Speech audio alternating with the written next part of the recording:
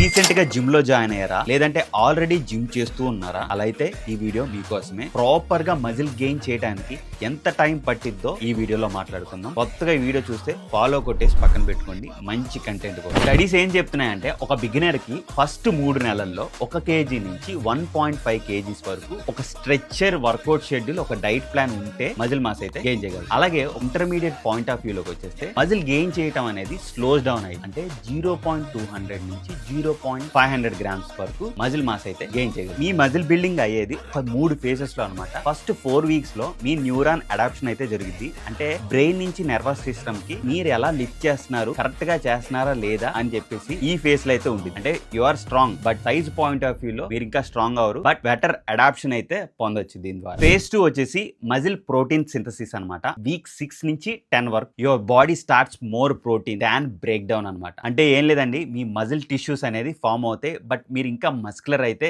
అవ్వరు. ఫేజ్ 3 వచ్చేసి విజిబుల్ హైపోట్రఫీ అనమాట. 3 నెలల నుంచి 6 నెలల మధ్యలో నాకు కూడా కండలు తిరుగుతున్నాయిరా అని చెప్పేసి నీలో నువ్వు గుర్తించుకుంటావు. సమాజం మొత్తం, నీ ఫ్రెండ్స్, నీ ఫ్యామిలీ మొత్తం ఎప్పుడు తెలిసిద్ది అంటే ఐడియల్ గా 1 సంవత్సరం నుంచి 2 సంవత్సరాలు అయితే ఖచ్చితంగా పడిద్ది. ఎవరైతే జిమ్ లో జాయిన్ అయిన నెల రోజుల్లో ఎన్టీఆర్ అన్నలాగా, రామ్ చరణ్ అన్నలాగా, లేదంటే ప్రభాస్ గారి లాగా కండలు తిరిగిపోవాలనుకుంటున్న వాడి కోసం ఈ రీల్ ని ఫార్వర్డ్ చేసేయండి.